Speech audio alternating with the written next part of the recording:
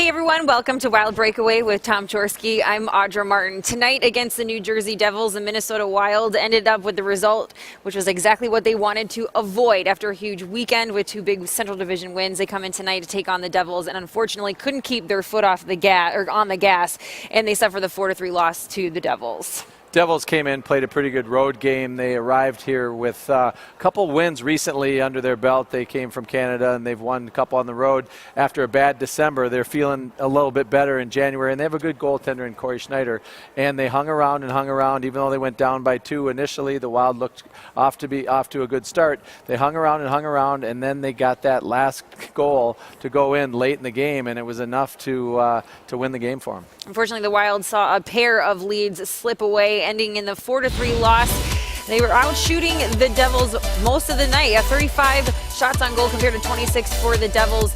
The Devils able to capitalize on their power play opportunity. 1 for 3 on the power play for the Wild, so that's a good sign that continues to be strong on the advantage for the Minnesota Wild. But again, a tough loss, just their first regulation loss so far of 2017, and the head coach is none too pleased.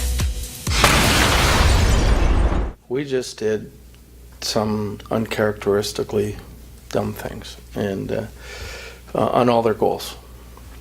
So it was, you can call it what you want, but they earned it, and we didn't.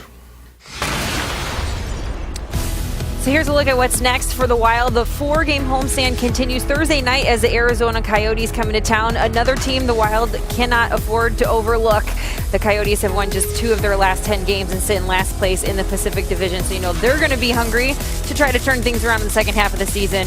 What do the Wild need to do to counter it? I'll jump on them early. Get back to playing the game that they were playing prior to this game, which is very sound defensively. And the Wild had some good moments in this game, and the power play was a really nice goal by Spurgeon, and they had some instances and some good sequences on the forecheck. But they went to sleep a few times in their own zone, and they allowed Devin Dubnyk to get exposed a couple times, and they went to sleep on that last one terribly. So they can't have those breakdowns against Arizona, because Arizona will be looking for those types of things too, and Arizona will watch the video and the film of this game and figure out, well, there's a chance. So they might come in with a little bit of life, but they're 13-24. The Wild can't lose to them. Well, the Wild, unfortunately, tonight do suffer just their 5th home loss of the season. Hopefully, they'll use this as motivation to come out with a strong start Thursday night against the Arizona Coyotes. We look forward to seeing you then. In the meantime, for Tom Chorske, I'm Audra Martin. Thanks for joining us on tonight's Wild Breakaway.